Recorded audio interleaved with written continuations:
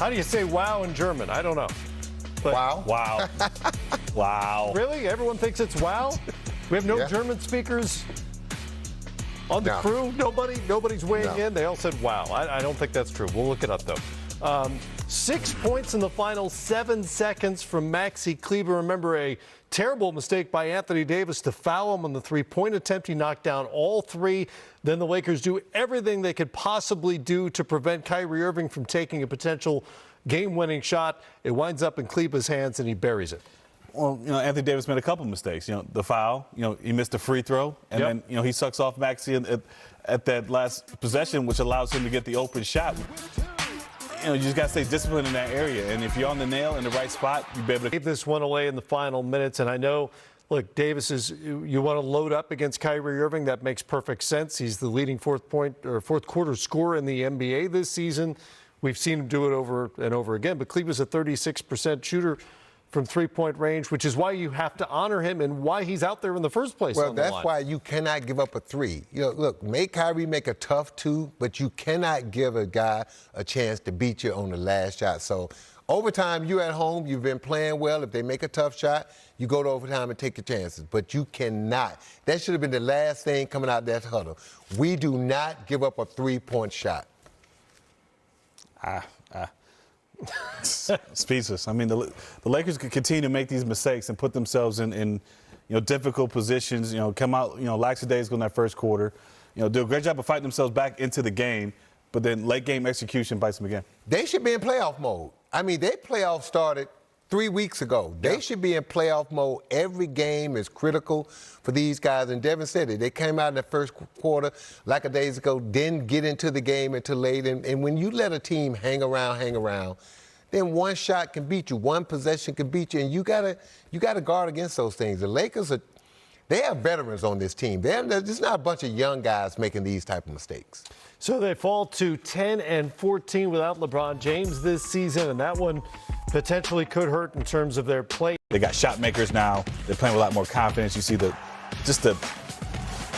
team chemistry is a lot higher than it was, 10, 12 games ago. So I expect them to come out and especially defend their home floor, but going through that guy right there, Anthony Davis, he has to be a dominant force inside. He's been doing that since LeBron's been out. Yeah, I just think when I watch the Lakers, if they had this team to start the season, they wouldn't be in this position right now. Because, look, they went out and solved all their problems. They needed youth. They needed athleticism. They needed shooting. They needed defense. They needed live, active bodies. Rob Pelinka did all that. He really put a good team together. And I just think now, the blessing in disguise is that LeBron James has been out. And this team, you can see it, is slowly starting to transition over to Anthony Davis' team. And that's what LeBron wants. LeBron James, at this stage of his career, does not want to be sitting in the locker room at 38, 39 years old, and the coach coming in and say, hey, man, you got to give me 42 minutes and 38 points tonight. No, that's young fella job. My job is to help him. And I think LeBron James sitting there saying, okay, this is the way we're going to win going forward. And I do believe if they can get in, if they can get to that 8th spot or get to that 6th spot, who's going to want to play them? Especially when LeBron comes back, because Anthony Davis, for the most part, has been playing great. All the other pieces that they brought in, players have been playing really good. D'Angelo Russell has been a game changer, his outside shooting and scoring. So you look at this Laker team, talent-wise and depth-wise, they're as good as any team in the Western Conference. They just haven't played together enough yet. Well, and the teams at the top of the Western Conference, at least at this point, are all relatively unproven in the postseason as well. So it does feel like there's an opportunity if the Lakers can get in with a healthy LeBron And no James one fears the Denver Nuggets. That's the problem with the Denver Nuggets. I'm not sure anybody fears any of the top three in the West. No, the they way don't. things have gone Nope. this season. Nope. Well, they've got Dallas tonight coming in.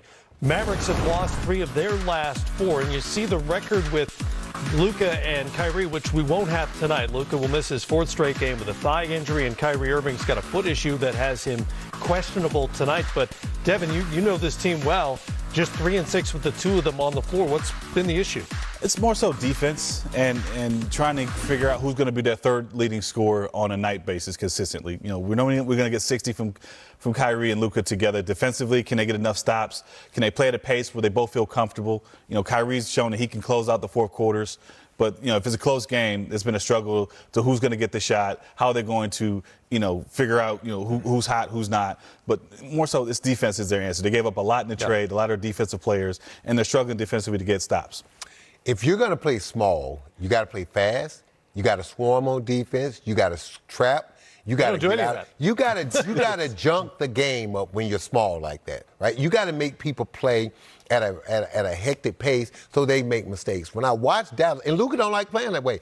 Luka like having the ball, bringing up the court. Like, I'm a guy to headman the ball. Get rid of the ball. If you want people to run, you got to headman the ball and entice them to run.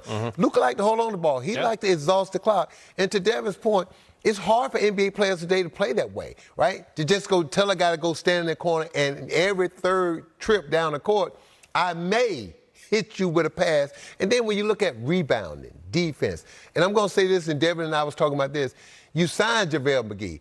And I'm not saying JaVale McGee is the next coming of Shaq, but 20 to 22 minutes a game, he's going to run, he's going to rebound, and he's going to defend and block shots. That's what they need. They are too little in today's NBA, and then it puts so much pressure on their shooting to when they go through a spell during the game, they may score 40 points, 50 points in the first quarter, second quarter, but they're going to have that lull like all teams do, and when they do, you just can't recover from it. McGee was really good for Phoenix last year. I mean, really good. Well, they signed him to a 3-year deal as a free agent, so you saw. The Western Conference, the Mavericks are in L.A. to face the Lakers. Luka Doncic remains out while Kyrie Irving is questionable. As for the Lakers, Anthony Davis is probable. He missed Wednesday night's game against the Rockets since he's being held out on the second games of back-to-backs. The Lakers lost to that Rockets team, a team that has 17 wins.